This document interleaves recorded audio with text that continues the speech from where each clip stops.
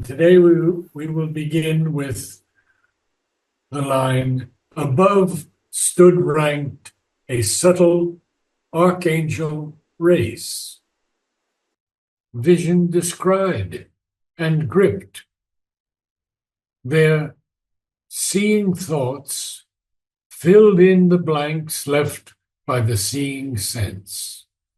So here you see vision is descrying something, it's perceiving something, seeing something, discovering something by looking carefully, discerning something. And this race is able to fill in the blanks left by the seeking sense. High architects of possibility and engineers of the impossible, mathematicians of the infinitudes, and theoricians of unknowable truths, they formulate enigmas, postulates, and join the unknown to the apparent worlds. Quite a few interesting words here. Theoricians, basically theorists, those who hold theories. And they formulate these postulates, these things that are assumed without proof, as being self-evident or generally accepted, especially when they use them as a basis for an argument. So they formulate enigmas, postulates, and join the unknown to the apparent worlds. These are powerful beings, these archangels. Acolytes. Acolytes are basically novices, followers. Acolytes, they wait upon the timeless power, capital P for power. The cycle of her works investigate, passing her fence of wordless privacy, their mind could penetrate her occult mind and draw the diagram of her secret thoughts. They read the codes and ciphers she had sealed. Of course, cipher here is CIPHER. But Sri Aurobindo has also used the Old English spelling of cipher, CYPHER, in Savitri, just as he has used jail, the old saying JAOL, and the new one JAIL. So we will continue now on page 269 and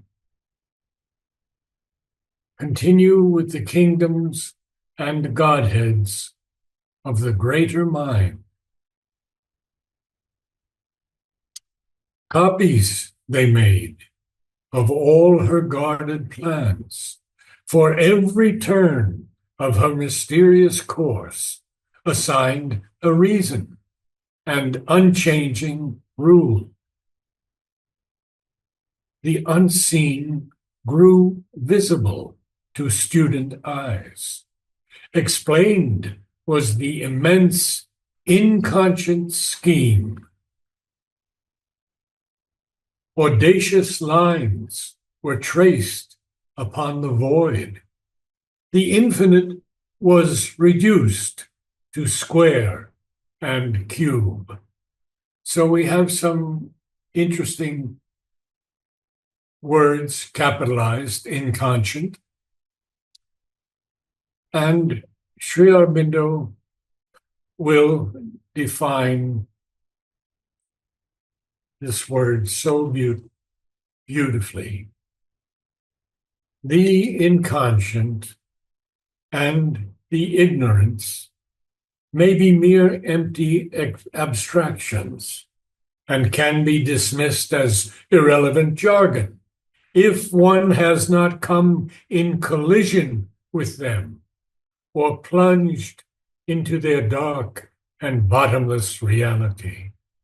But to me, they are realities, concrete powers whose resistance is present everywhere and at all times in its tremendous and boundless mass.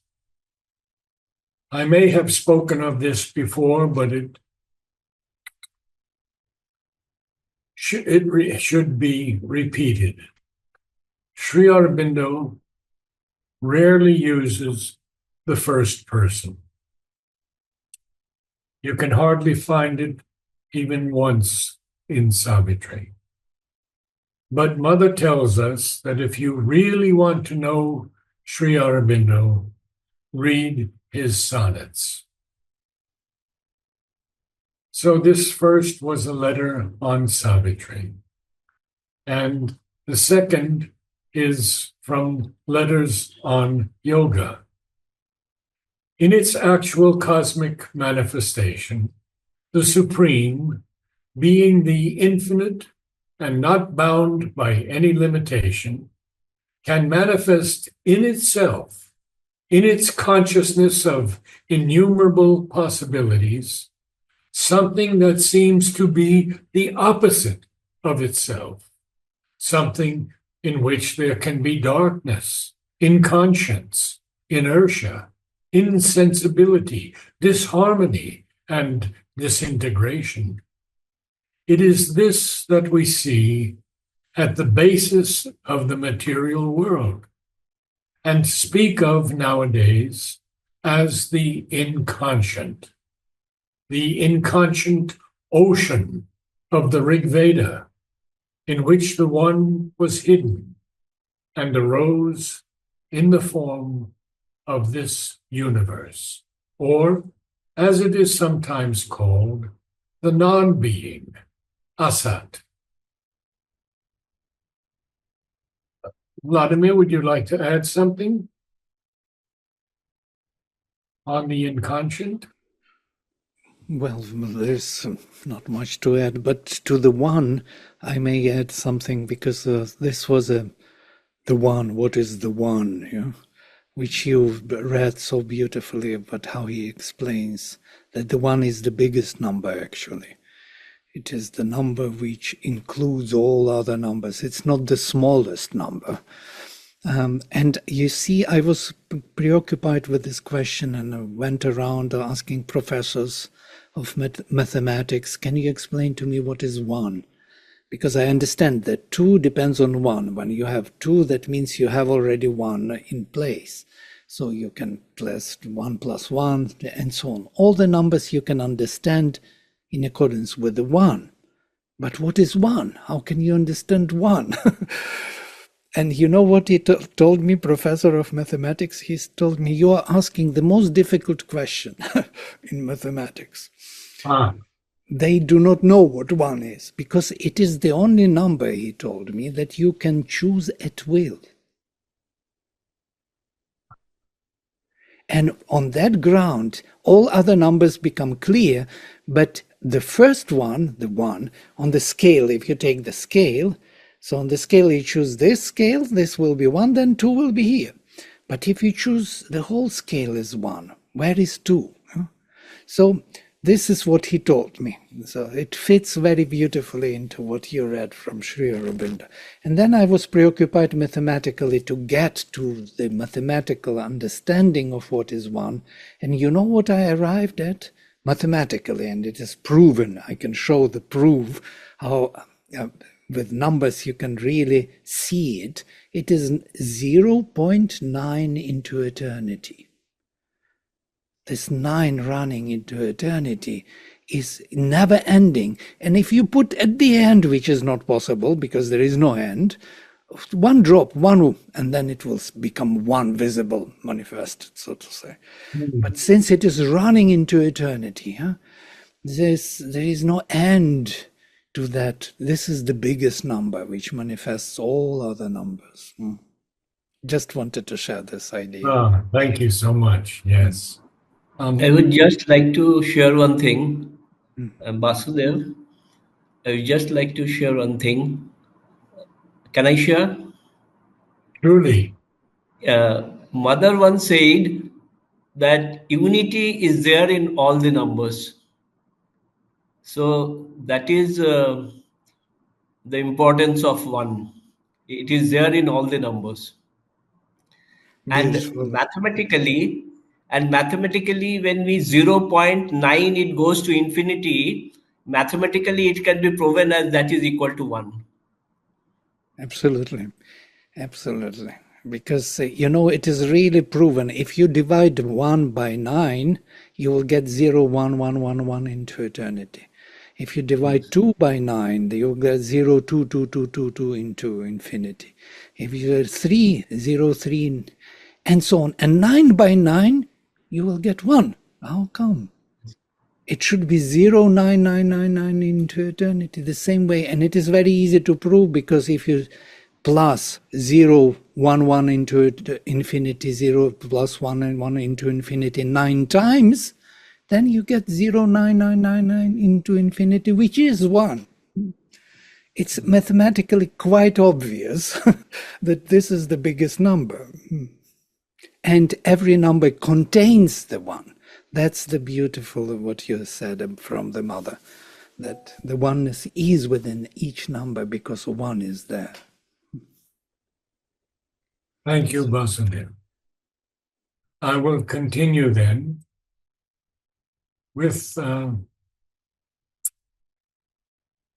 just perhaps one more thing on the inconscient. It so interests me.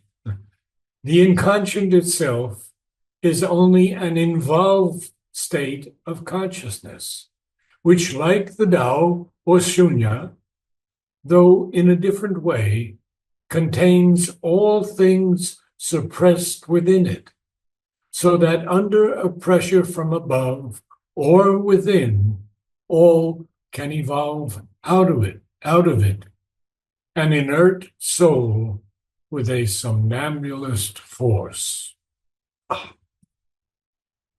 And lastly, he says, there's so much more. We could spend the whole evening on it, but the body, the inconscient, is the last resort of the ignorance.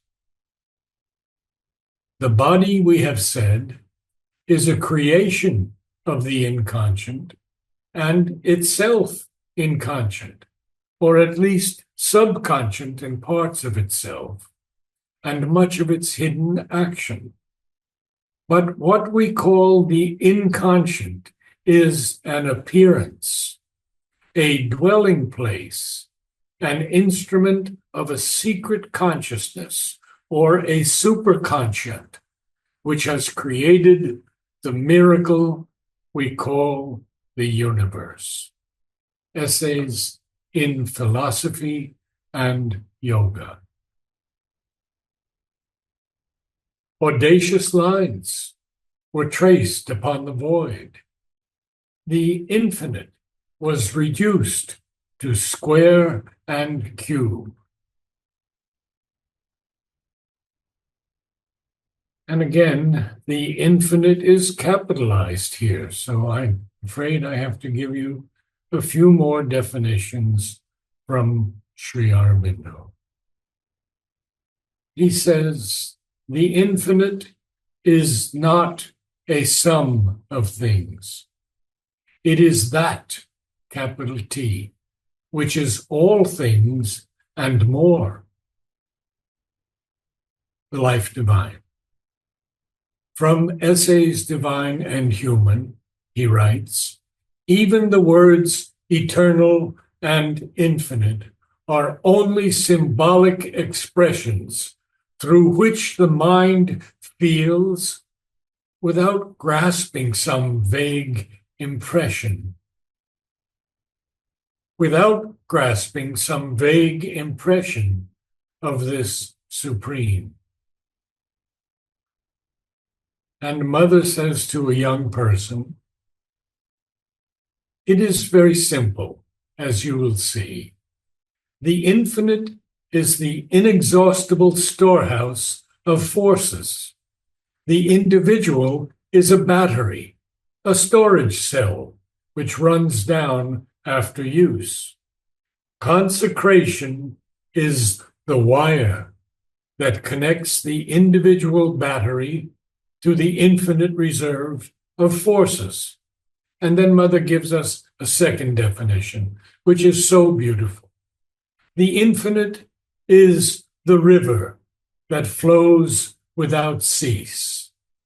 The individual is the little pond that dries up slowly in the sun.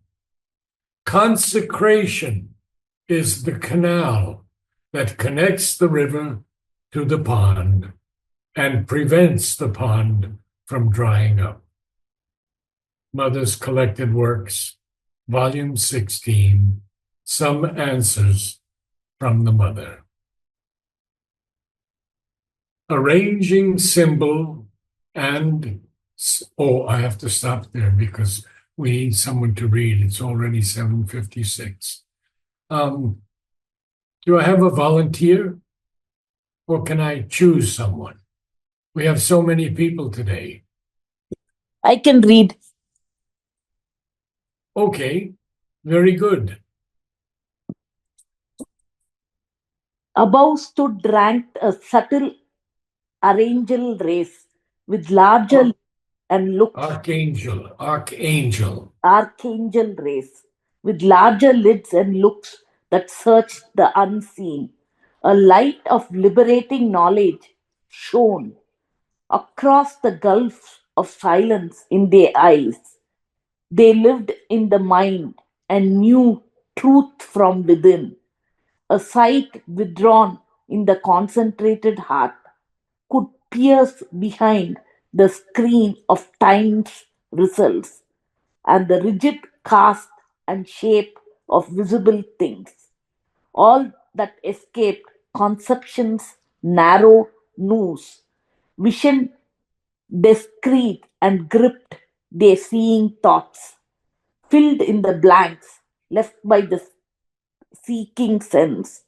High architects of possibility and engineers of the impossible, mathematicians of the infinitudes, and theorians of the unknowable truths. They formulate enigmas, postulates, and join the unknown to the apparent worlds. Acolytes, they wait upon the timeless power, the cycle of a works investigate, passing her fence of worldless privacy. Their mind could penetrate her occult mind and draw the diagram of her secret thoughts. They read the codes and ciphers she had sealed, copies they made of all her guarded plans. For every turn of a mysterious course, assigned a reason and unchanging rule.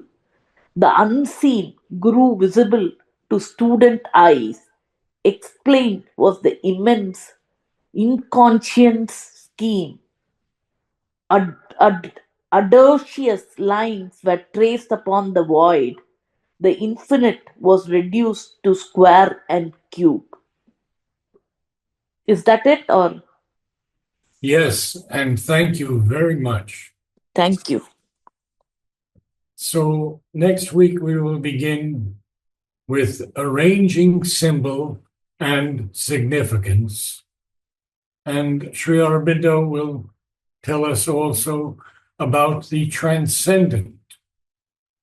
And it's important that we read his definitions on transcendence. And we even have the word Kabbalah of the cosmic law. And I can share some definitions with you from the glossary and index of proper names in Sri Aurobindo's works. Thank you all, and nice to see everyone this evening. Namaste. Thank you. Namaste. Namaste. Namaste. Narad, would you be so kind to share the text you read at the beginning about unity and multiplicity? About? A reference to this text you read. Yeah. Yes, I can copy that. And how do I send it? Or just give the reference and we will find it in the books. Is it from the Life Divine? You see, but I've used many references. Oh. I've used letters on Savitri, letters on yoga, the Life Divine, essays in philosophy and yoga. All of this is in the lexicon of an infinite mind, which I wrote Okay. some years ago, and it has now become printed once again by my friend Gautam Sachdeva.